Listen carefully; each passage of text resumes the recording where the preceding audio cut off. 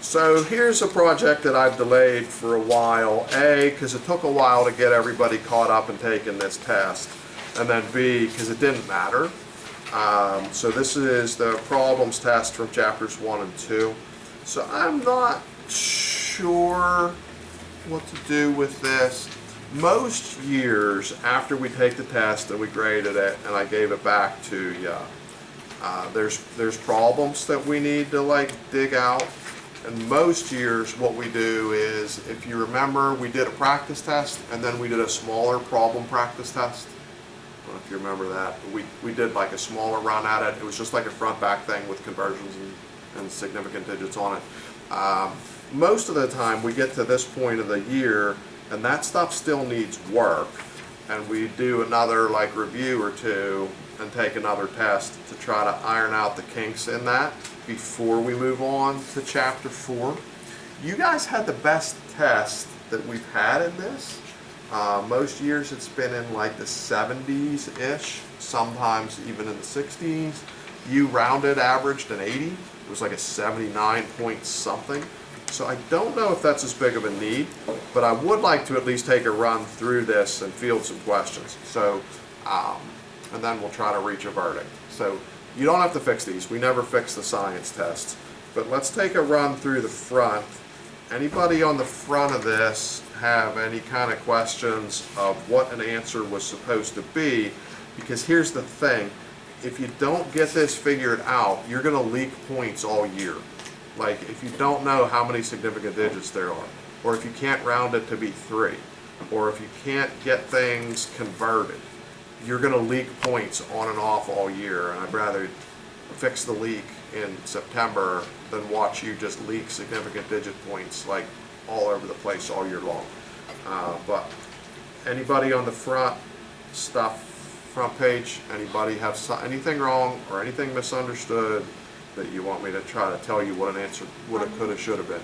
Guessing SF means sig fig. So SF means sig fig. for the 4.3, it's like the very bottom, except like one row up, 4.3 times 5, 10 to the 5. Yeah. So we go, it ends up 1.20.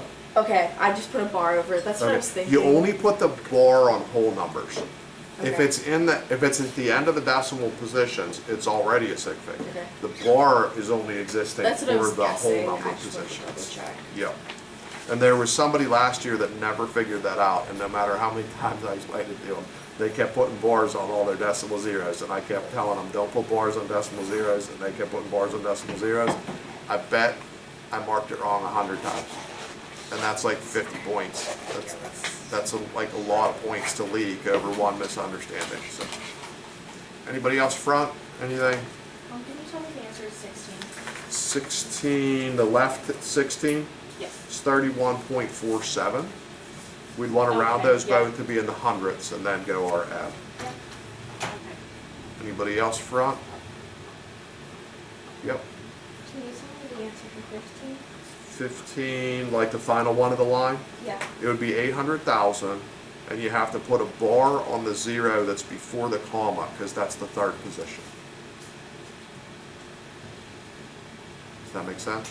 Mm-hmm. Anybody else front? Middle? The middle there was more trouble than the front. This is all stuff that if we're leaking points, we're going to leak points all year, so I'd rather fix the leak. The front page, like the top few didn't really matter, but like this middle, the middle matters. Anybody need to know something? Yeah? How do you make numbers behind the decimals? You have to get figures, like 0.25. Where are we at? You looking at like that top left one? Yeah. We want to get 3 there, so you'd have to go 0.250 to have a third digit. Why do we want 3? Because we started that somewhere, starting on number 20, the whole rest of the test had 3 significant digits for the rest of the test. Oh. Except for number 32 where I said don't. The rest of those we were trying to hit three significant digits on everybody. And that's kind of standard for most of the rest of the year. We'll generally do 3. Technically we're supposed to follow the rules, but realistically that's a hassle, so I just say do 3. Anybody else, middle page, anything about anything? What was 35? 35 is a .742 liter. Okay. Need any guidance on how? Yeah.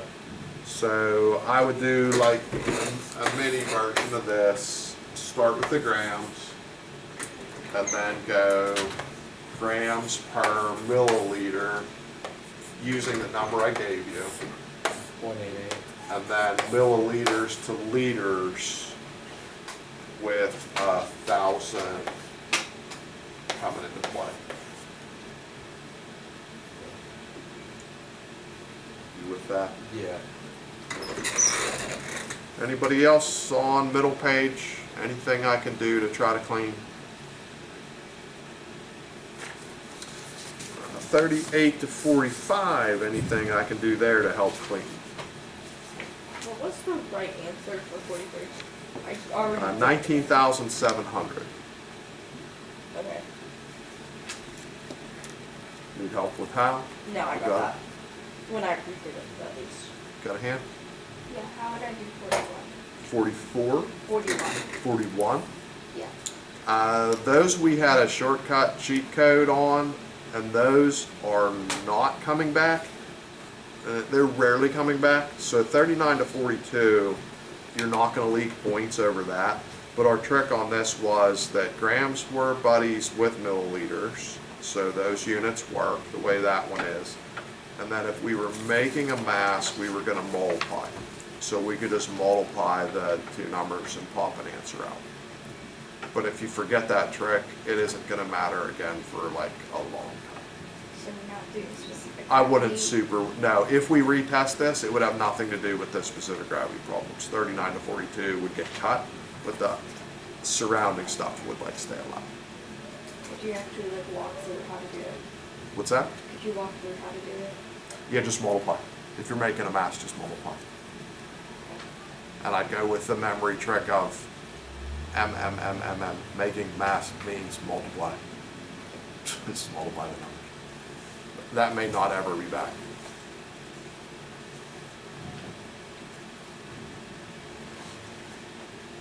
Anybody else, anything I can do to try to tell you an answer or get you going in a good direction? So then here's the choice.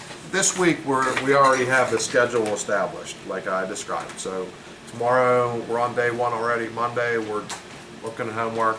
Tuesday take that quiz, the 48 points of vocab. Wednesday's a practice test from this chapter only. Thursday vocab test from this chapter only. Friday problem test from this chapter only. Then the question becomes, next Monday, a week from today, would you be better served to take like a timeout and try to readdress another review of these like types of problems just to get a little bit more sound? Or you feel like you're completely sound now based on that and just, hey, let's move on to chapter 4, but we'll do a conversation that we don't need to record so we can just kind of cut that off.